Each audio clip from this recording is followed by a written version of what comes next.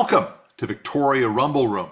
It's an island-based show that likes to swing out at issues locally, nationally, internationally, wherever we can land a punch. I'm Robin Adair, and joining me as always, my pugilistic partner in crime, the Croatian sensation, I like to think of you as a pugilist over in the blue corner because you're wearing your blue shirt today. Yes, John yes, I am. Jurisic. John Jurisic is here. And John, what do you think of the Olympic Games so far in Gay Paris? No shortage of news. Holy mackerel. Look what happened to our Olympic women's soccer team. Coach Bev Priestman and two assistant coaches now have been banished from the games and suspended for a year because the Canadians set up a drone to spy on the New Zealand team before they played and beat the Kiwis and France.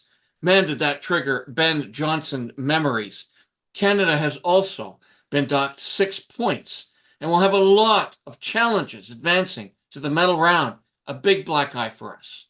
Absolutely, John. And it's interesting. I've spoken to several people in the soccer world locally, and I've seen some reports internationally as well, where they've talked to international soccer people, and they say, "Well, yeah, we try to spy on our opposition. We've done that before." So, the idea of the drone's pretty excessive, and they should have known better. It was a terrible mistake. But it doesn't sound like this is the first time that a soccer team has tried to take a look at a practice of another soccer team and maybe used high tech to do it. So it's a little bit, as you said, like Ben Johnson. I mean, there was obviously steroids going through the Olympics. A lot of athletes were taking all kinds of extra stimulants to help them in competitions. We had the East German swimmers that looked like guys just about because their shoulders were so big. So Ben Johnson gets caught. Canada gets stung with it. We get the fingers pointed at our associations, and we I guess wear the bullet as well now for what happened in Paris. But I think our women's team can recover. They've won some games now, and you hope that they can advance despite all of this. So on that happy note, let's change to another crisis. But it's not so much of a crisis locally now because happily we've had some rain, but we have had fires, John. These fires, are now increasing in intensity and volume every year for what seems like the past 10 years. We've been smelling smokes for days because of the Old Man Lake wildfire near Souk around here. What's believed to be a man-made fire came dangerously close to the community of Souk and the Victoria watershed. High winds have made it very tough for firefighters to control the direction of the fire, but it did shift away from homes and our regional water supply. Thank you, God, I suppose. Fires are an annual summer problem, as I just indicated. It would seem that we could use more firefighters, equipment, and water bombers extensively. I'd love to hear from the firefighters themselves about what is needed, because this problem is certainly not going away, is it? No kidding. And of course, it's way more widespread. We have other fires across the province, and very, very famously and tragically, we've had a terrible fire at Jasper National Park. The town of Jasper has been nailed with a terrible fire that took out a full third of the community. Lots of finger pointing going on right now between the province and the feds over the fire at Jasper. Global warming certainly a factor, but also forest management and how they have been over the years allowing forests to grow in areas where traditionally it was just fields in the park. And they say because of that, it's been a tinderbox in the making. At least that's what some of the forestry critics have been saying. And I'm sure we'll hear a lot more about that in the days and months ahead. Well, and not to get too cute, because, that's something you can never attribute to me. But as we shift to issues on the home front, it's fair to say people that are getting pretty fired up about the Victoria Council voting to place homeless support centers throughout the city. People in North Park are already pretty heated about the new support center being set up on Dowler near a school, Robin. And you have to wonder if this council is somehow missing the script. Do they really feel like they have public support for all these controversial moves? Do they simply not care? Well, you wonder about some of these things, and the government, of course, is very conscious of the fact that they're neck and neck right now with the BC Conservatives. So their heightened awareness is taking place in some respects because there is a fall election ahead, and they don't want to miss a note. So, do they care about that issue, John? I guess it's how you interpret these things. For example, you'd better believe David Eby really cared when he asked Bonnie Henry, I'm sure, to remove the ban on medical professionals who refused the COVID vaccine. NDP neck and neck, conservatives saying they were going to scrap all of that. Well, now it's out the door. It's no longer an election issue. And, there have been other issues as well that are out there right now that could potentially be something where you have a wedge between the two. And one of those is the Airbnb issue, where they have now said that these short-term rentals are out. You can't use them for Airbnbs, and people in buildings like the Janyon in downtown Victoria, they're stuck with these tiny little apartments. They can't sell them. They're not supposed to rent them. We hear there's a new report out that up to 50% of these across the province are still being used as short-term rentals because these people are losing their shirts in these investments. And you have to wonder about the general programs that are being promised by the province, by the feds, even the municipalities, but especially those senior levels of government. Are they really working? They say we have these new programs for housing, all these new opportunities for young people to buy their first home. On the ground, is this really happening? We asked Victoria Realtor Kevin Sing. No. Short answer. It still takes way too long to get anything underway.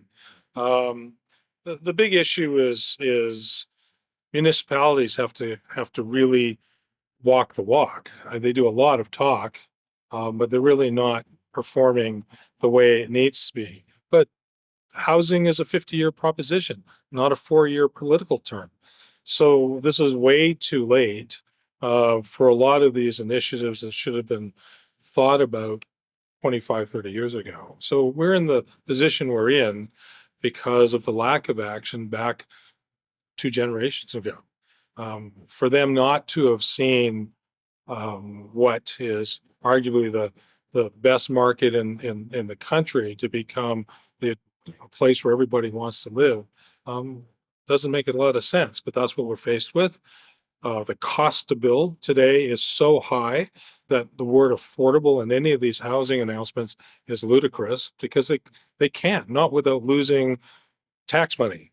The current provincial government, in my opinion, should have been utilizing public land to go into 3P partnerships where you get the developers with the expertise to build efficiently on land that is owned by the people.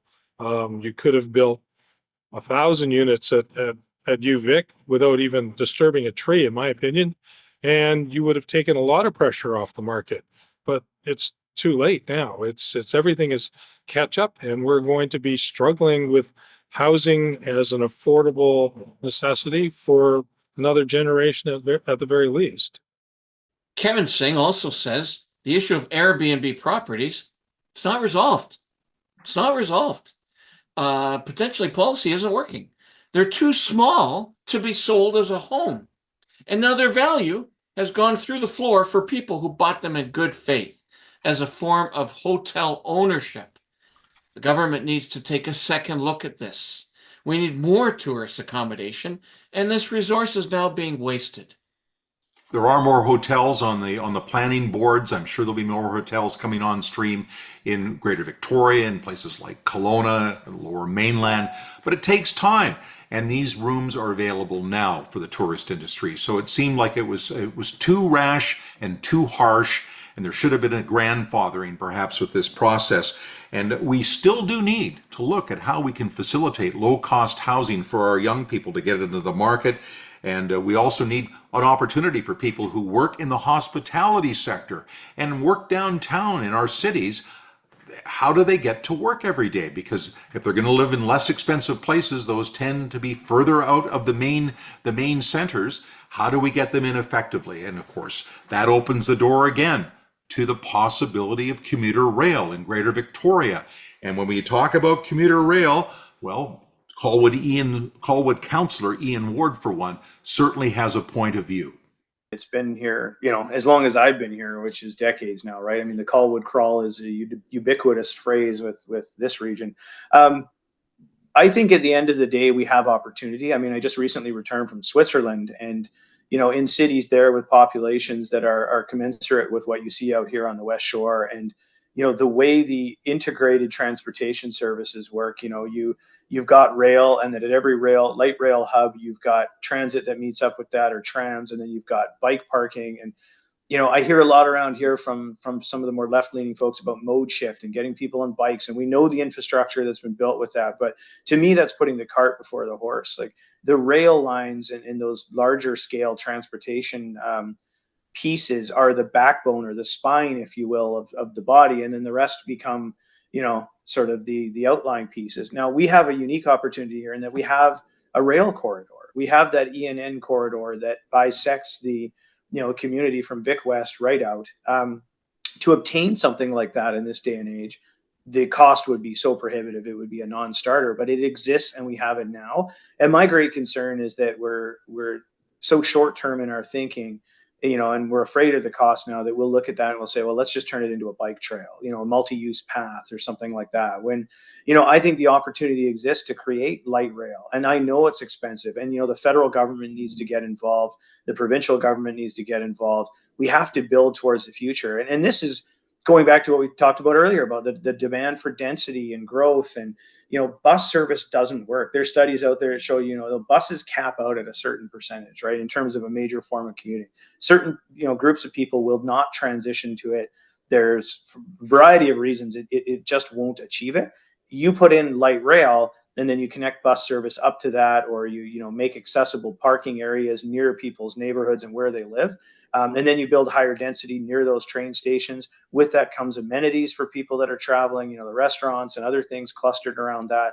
You build a vibrant community that way. But we need long-term thinking, and we haven't seen it thus far. I think there's some folks across the political spectrum that are starting to buy in, but it's not there yet. Great to hear from Councillor Ian Ward. Always has a lot to say on a lot of issues, and it really speaks well of him to come on the Rumble Room and speak his piece on something that's a regional issue. And of course, transportation is big, and we did speak to him actually before there came an announcement from Transportation Minister Rob Fleming that there is now going to be a $95 million project that's going to ensure that buses can travel more quickly from the West Shore to downtown, and it's scheduled to be done in 2 years. So the question is, with this provincial and federal money, is there still more around for rail service? Could we have rail service as well, John? One could always make the argument that 2 years is actually 4 years, maybe 8 years. So in fact, yes, we need to think about all the options, despite that very positive message. And you can be sure that Warren Skaalrud still believes in the restoration of the ENN, including a train running on existing rail beds from the West Shore to Songhees. Warren has never spoken out against buses. Let's be clear about that. But you can tell he thinks rail is the long-term answer. So you know what we're going to do? Let's zoom him in. So now joining us in the Victoria Rumble Room once again is Warren Skaalrud, who's been very proactive on the whole train file. Over 7,000 names in a petition that went to Ottawa asking for $1 billion of investment in Island Rail. And Warren, it's great to have you back. Well, thank you very much for having me. It's always great to talk to you and John there, and talk about the railway and what's coming, what's possible, the developments that are going on right now. It's exciting in some ways. You've just heard from Councillor Ian Ward from Colwood. He sounds like he thinks it's a good idea. Are you getting more encouraging signs like that? And what did you think of his comment? Ian is bang on. I have had so many people like that. I'm well over, the last time I counted, I was over 6,000 or 6 million views of my material. And that comes with a whole bunch of interactions, people with comments and everything else, as well as the trolls, which I know that you guys were talking about the other day. But I hear time and time again, I went to Europe, and we go to the Netherlands and in Germany, and all of these places that have well-developed not just rail. There's no one solution that fixes everything, but the rail is the backbone, like he was saying, of how all of these things interconnect together. And I'll give you just a minor example of that. So he was talking about buses and how buses aren't really going to move people over because, I mean, there's the stigma, first of all, with buses, and it's unfortunately just out there. I'm not going to, say what they normally, some people call them. But, when I sit here, I literally have a bus stop across my street and I won't use a bus. I'm not taking a bus all the way from Shawnigan Lake into Victoria. That's a long way to go on a bus. It's a very small contained unit, whereas the trains are much longer. You can move back and forth between them. And the key point for me is that, when you look on the front of those buses, there's the slots for 2 bikes, right? So even if I'm retired now, but I used to work at CFB Esquimalt, and I would have loved to be able to bike to work every day. But there's no way that I can rely on the fact that I'm going to get one of those 2 slots for my bike every day. So I might go there, the 2 bike slots are done, and then now what? Yeah, that's And a I'm perfect saying, segue for me, Warren. Perfect segue. We wanted to hear your thought. I'm a big bike guy. Not only am I a big bike guy, but I'm a big guy. So I Just a love big guy. That's right. That's right. That's right. So we wanted to hear your thoughts as you're sort of explaining here about the ongoing concerns about safety on the Galloping Goose and other bike paths. I think we can all agree that these bike trails are great for recreation, great for a secondary way of getting around. But in terms of commuter service, certainly a rail link would be safer, more efficient, more comfortable in the middle of November. In other words, every time there's an accident on the Goose, does this help bring the discussion back to the rail service? well, the Galloping Goose, first of all, as you know, is an old rail line that was converted to a trail, right? The plan that the Island Corridor Foundation has is rails and trails. So you get the best of both worlds. To me, we need to prioritize the mass transit over the smaller movements. Even people on e-bikes aren't going to be traveling 20 kilometers a day to commute to work. But you will certainly load your bike onto a train car that's designed to carry bikes, take the train in, and then you're going to get to your destination at the exact time that you're expecting to get there because the trains are not subject to congestion. They get priority through and they only stop at the terminals, right?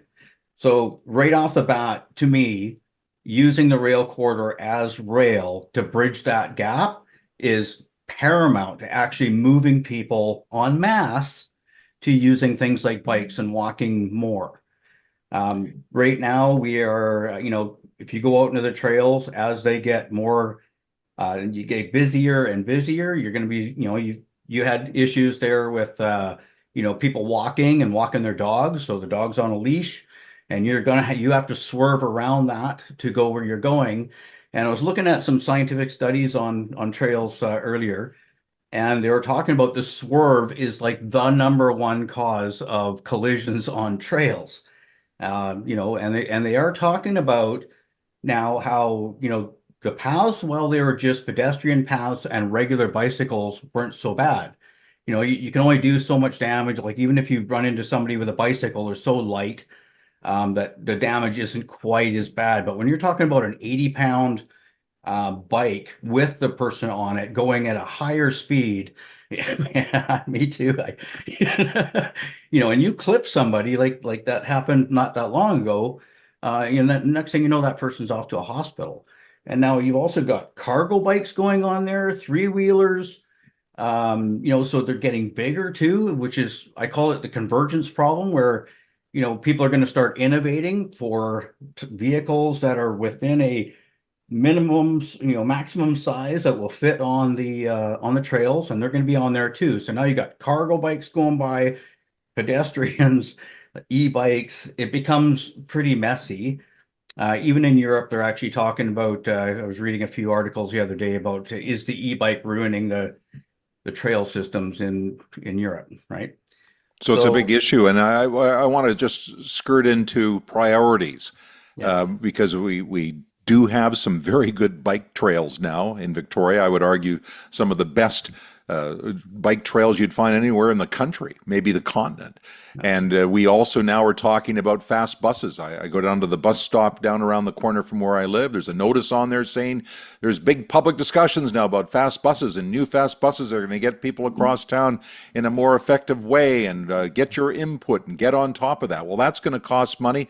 They were talking about a fast ferry that would go across from Colwood over to Esquimalt Harbor to save time and avoid the Colwood crawl. But this all costs money. How do we prioritize this thing? You say you need $1 billion for rail. I mean, where's all the money going to come from for all these things? Okay, first of all, when I say $1 billion for rail, that's my number. And, I talked to ICF about that and I said, well, what do you think? I'm asking for $1 billion. And they said, that's your number. Our number is 431 million.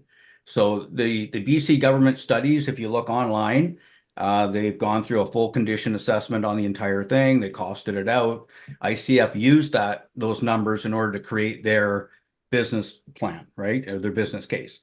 So the numbers have been proven already, and rail restoration costs are so well known. They didn't even have to put a sizable contingency fund on top of it.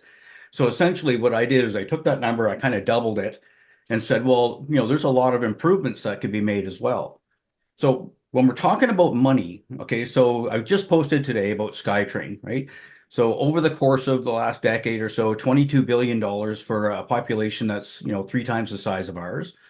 $22 billion. The most recent one, the Surrey to Langley connection, is $4 billion. The only reason they have to do those projects with that kind of cost is because they got rid of their old railways long ago.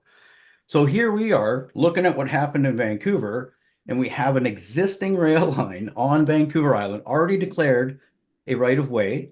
This is First Nations led as well. I mean, it's a a cooperative effort between the First Nations and the regional districts, meaning you're not going to get a whole lot of resistance if it gets the go ahead.